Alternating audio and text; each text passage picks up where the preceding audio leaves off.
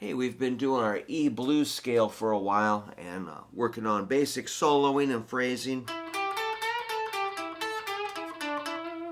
And that's been awesome. But I've had a couple of people say, can we maybe include the A chord or move over to A? So let's see if we can maybe build some soloing ideas over something simple. So let's go E chord to A chord, something like...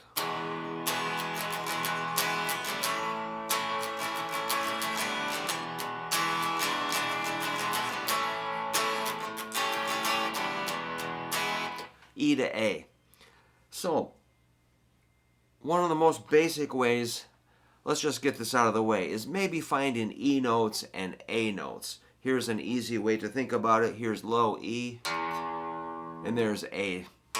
For strings, sounds ridiculous, but we're going to need those. So don't forget E and A strings. How about E string to A at the 5th fret? Or we could hit this E to an open A, or that E to an A, one string over, or E to A here, or here, or here, or this way. Obviously, it's all over the neck.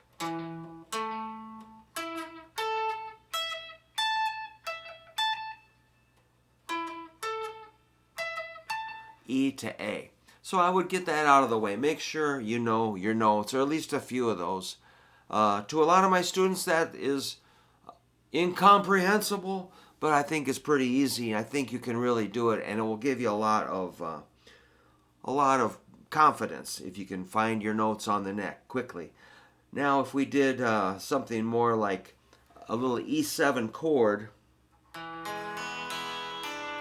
an A7 chord, I think I'm going to stick with that for a while. So this kind of illustrates the notes to literally describe that sound, E to A. We'll make them dominant 7s, and it actually sounds cool.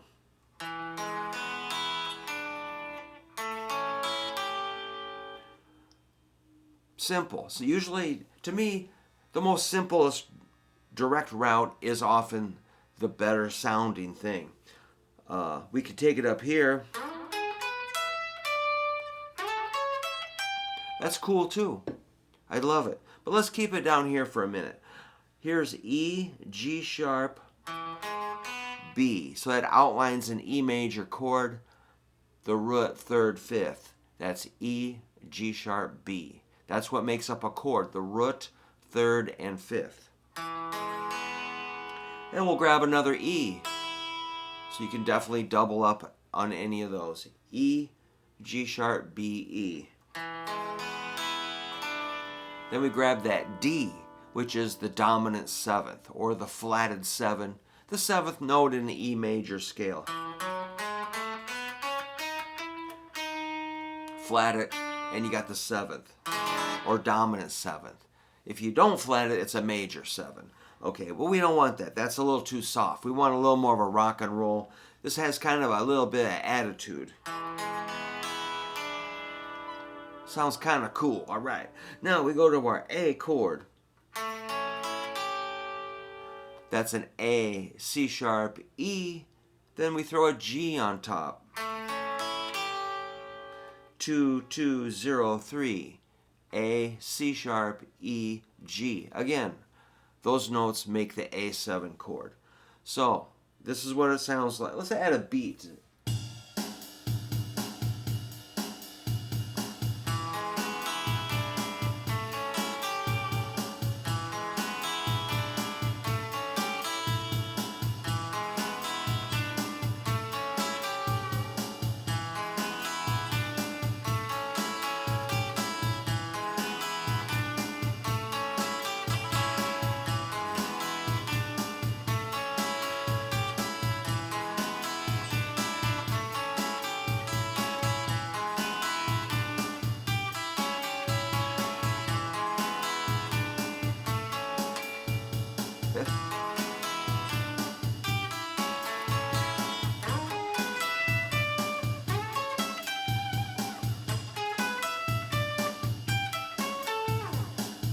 So obviously, I like to tinker with things and experiment and take chances, and I miss notes now and then, but that's the risk you gotta take if you're gonna like expand your musical ideas. You gotta take little risks, and that's interesting. You gotta gamble, and I did discover some cool things by making variations on those kind of simple licks. So again, the E chord, E, G sharp, B.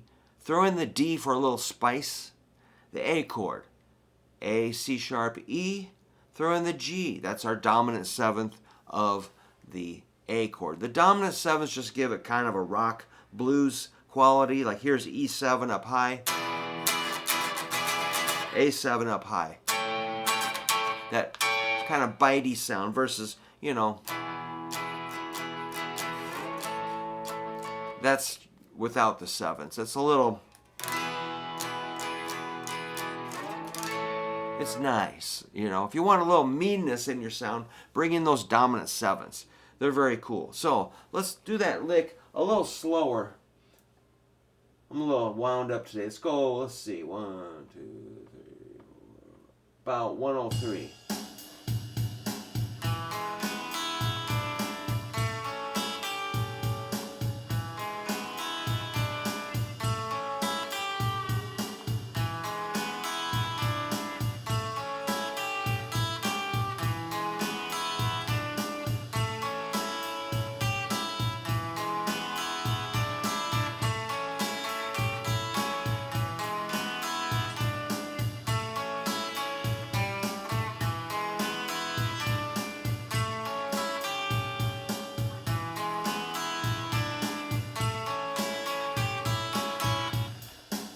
I find that pretty satisfying and enjoyable. You could play along with E to an A for power chords or strum cowboy chords. Or do bar chords.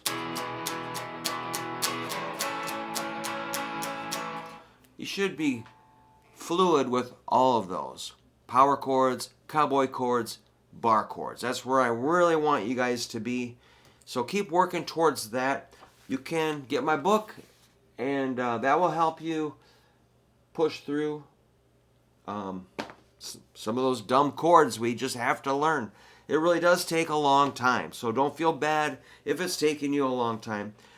And if you do buy the book, you can certainly just email me. My email's right on the back. It's meant to be interactive, so if you ask a question, hey, Brook, what did you mean on page 27 with those chord progressions?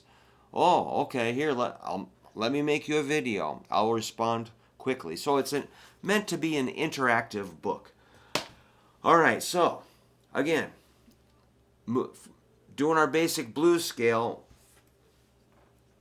on an E chord is cool, but we're going to, be jumping chords. And how do you apply it? That's always the thing. I'll show you a scale, and you're going to say, well, great, but how does that really affect me? That's my challenge, is to try to make the scales more useful. So eventually you could, expand these into more like ripping big patterns and all that, and more active, fluid licks. What I'm doing here is pretty beginner level, but it does sound cool. So just because it's beginner level doesn't mean it's garbage. So I would like to know if you think this is cool. I do. So, okay, so yeah, any feedback is helpful. Where do you want to go next with this E blues soloing stuff? And maybe we'll throw in a B chord eventually. We'll probably do a 12-bar blues or some other things like that. But I love your suggestions, and I do base a lot of what I create for my lesson material on comments or requests from students. Okay, man. Keep practicing. See you later.